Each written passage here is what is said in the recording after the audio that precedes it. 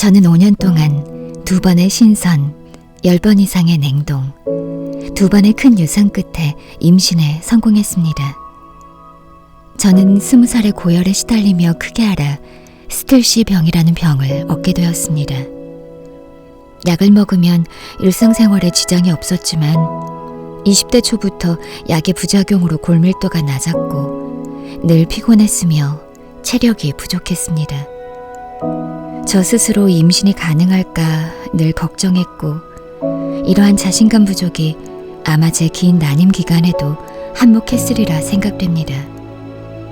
인공수정, 신선 채취, 1년의 과정들을 거쳐 난임 2년 차에 기적처럼 한 아이가 찾아왔습니다. 모두들 공감하시겠지만 2줄만 나오면 그 뒤로는 쉬울 거라 생각했습니다. 하지만 처음부터 피검 수치가 표준치에 도달하지 못했고 예상대로 10주까지 지켜져 왔던 태아가 심정지 판정을 받았습니다. 하리보 같던 태아가 더 이상 움직이지도 않고 멍하니 제 자궁에 부유하고 있었습니다. 다니던 병원은 난임 전문 병원이어서 다른 곳에서 소파 수술을 받으라고 하셨습니다. 처음 겪는 큰 유산에서 저는 자연 배출이라는 방법을 택했습니다.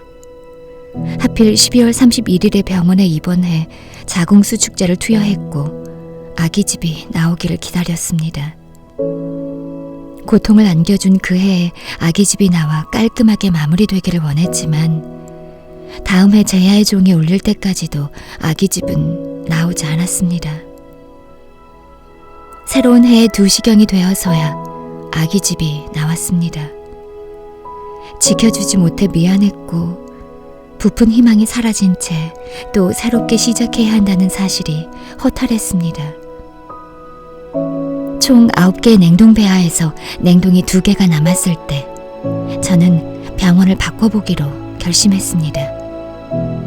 여러 맘카페를 통해 알아보고 분당 제1여성병원 백은찬 교수님을 찾게 되었습니다.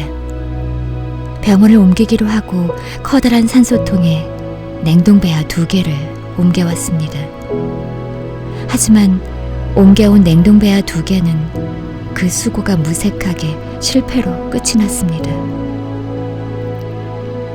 그리고 분당 제1여성병원에서 다시 신선 채취를 시작했습니다. 호기롭게 병원을 옮기긴 했지만 이곳에 처음 왔을 때만 해도 많이 지쳐 있었고 임신에 대한 기대와 저의 자존감이 많이 꺾여 있었습니다. 선생님께서 이런 사례를 지금까지 성공시키셨다고 말해주시면서 꼭 임신할 수 있게 해주시겠다고 했습니다. 물론 그 당시만 하여도 제가 그 말을 순순히 믿지 못할 만큼 마음이 많이 약해져 있었지만 선생님은 후에 그 약속을 지켜주셨습니다. 다행히 채취 후 바로 이식이 가능해서 처음으로 2개의 배아를 이식할 수 있었습니다. 이 배아 중 한 배아가 잘 자라주어서 임신 판정을 받았습니다. 그런데 이 배아는 늘 1, 2주가량 성장이 더디었습니다. 그래도 나름 잘 자라주어 안심했더니 14주경에 또 아이가 심정지 판단을 받았습니다. 선생님도 늘 걱정하셨는데 역시 우려대로 2번째 큰 유산을 겪게 되었습니다.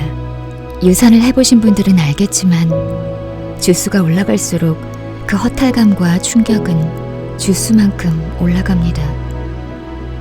첫 번째 유산보다 더 힘들고 괴로웠던 시간이었습니다. 2번째 유산을 겪었을 때는 저의 자궁은 생명이 자라날 수 없는 곳인가 하는 두려움이 느껴졌습니다. 과연 이게 될까라는 의심을 지속해왔던 것 같습니다. 결국 병원에서 소파 수술을 하게 되었고 몇 달간의 휴식을 갖게 되었습니다. 염색체 검사를 거친 배아는 결국 염색체 이상으로 판명되었습니다. 이 모든 과정 속에서 너무 절망스러웠지만 또 사람이라는 게 견디고 사라지게 됩니다. 휴식 후 진행했던 이식에서 저는 임신을 하게 되어 출산을 하였고 지금 아이는 16개월입니다. 정말 믿기지 않을 정도로 건강한 아이가 임신이 되었고 이 아이를 임신한 과정에서는 놀랍게도 아이는 주수에 맞게 잘 자라주었습니다. 지금까지 저에 대한 의심과 유산의 과정이 믿기지 않을 만큼 말입니다. 5년이라는 시간 동안 임신을 준비하고 난임을 겪으며 제가 가장 힘들었던 점은 다른 여성들이 비교적 쉽게 해내는 일을 해낼 수 없으면서 오는 여성으로서의 자존감 상실이었습니다. 이로 인해 대인관계도 단절되고 저 스스로 동굴로 숨어들어 지내게 되었습니다. 하지만 그게 결코 좋은 방법이 아니었습니다. 3년차 이후로 방법을 조금씩 바꾸었습니다. 저는 시험관을 쉬는 기간에는 운동을 하며 체력을 길렀습니다. 또한 일도 계속했습니다. 처음에 시험관을 시작할 때는 이것만 집중해야 한다고 생각해서 일도 쉬면서 했지만 오히려 그게 저를 망치는 길이었습니다. 제가 임신에 성공한 시점에는 회사 생활도 열심히 하고 주변 사람들에게 난 임신이 잘 안 되는 난임이야 라고 편하게 말할 수 있게 된 시점이었습니다. 우리는 불임이 아니라 난임입니다. 우리 스스로가 그를 위해 극복하려고 노력하고 있다면 과연 우리에게 누가 손가락질을 할 수 있을까요? 저출산 시대에 난임을 극복하려고 한다면 박수받을 일 아닐까요? 저는 임신이 되면서 그런 생각을 했습니다. 한 인간에게 운명이 있다면 저는 그 나이에 임신을 할 운명이었는데 너무 서둘렀던 것은 아닐까라고 말입니다. 결국 언젠가는 될 일인데 그 시기가 아직 안 온 것뿐입니다. 저는 분당 제일병원에 왔을 때 선생님이 처음 해주신 말이 기억이 납니다.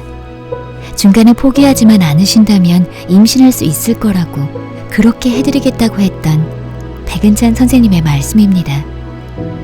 나를 움츠리고 숨으려고 하지 마시고 남들과 다름없게 할 수 있는 것을 해나가면서 꾸준히 해나가신다면 반드시 극복하실 수 있고 이쁜 아이를 만나실 수 있을 것입니다.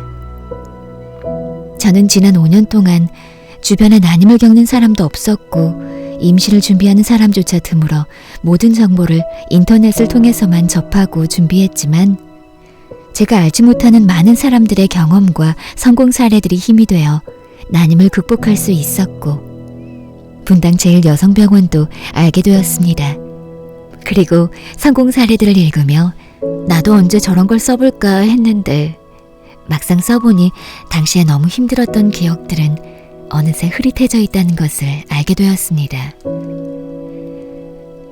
저의 어설픈 글이지만 누군가에게는 조금이나마 위로가 되길 바라며 분당 제일여성병원의 난임 극복 표어 반드시 올 행복을 조금 더 자신감 있게 극복해 나가시기를 진심으로 바랍니다.